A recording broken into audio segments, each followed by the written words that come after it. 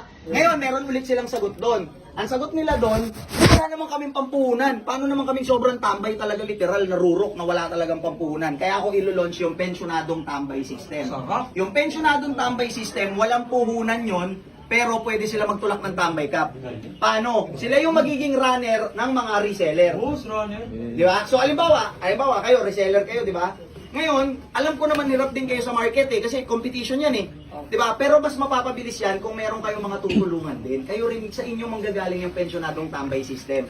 So dito sa opisina, magmula lang to sa akin, distributor tsaka reseller. Yung mga pensyonadong tambay system sa inyo yun. Bigyan ko kayong example. Halimbawa ako reseller, kukuha ako ng 5 ngayon. 5 lang muna. Subukan nyo mag-post, sasabihin nyo, sino gusto ng diskarte, walang puhunan, kaya nyo kumita 5,000 isang linggo. Ewan ko kung di po taktihin yung comment section nyo kasi walang puhunan eh. Pero masisipag yung tambay, tulak na didiskarte yan. Wala lang pera yan, pampuhunan. So ngayon, tutulungan nyo sila, kayong mga reseller.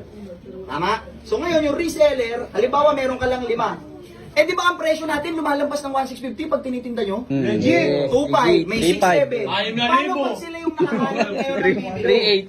3,800. Ngayon, yung pensyonadong tambay system, kayo naman ang bahalang magbigay ng komisyon sa kanila. Yan. Kung nabenta niya ng, meron akong scorer ako ng tambay cup, kuya, nabenta ko ng 252. Sige, bibigyan mo siya, kunin mo lang yung puhunan mo, saka yung tubo mo.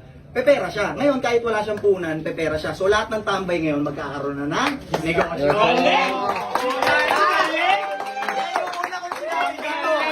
yun yung pangarap ko Yun yung ginawa ko dati. na.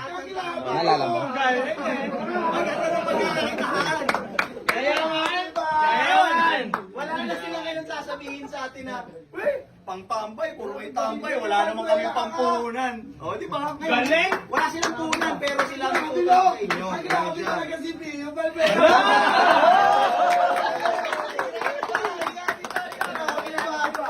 Ang Valveros TV, 3 yan hanggang 4. Papakilala ko rin sa inyo ang bago naming pamilya sa tambay. Kahit wag na.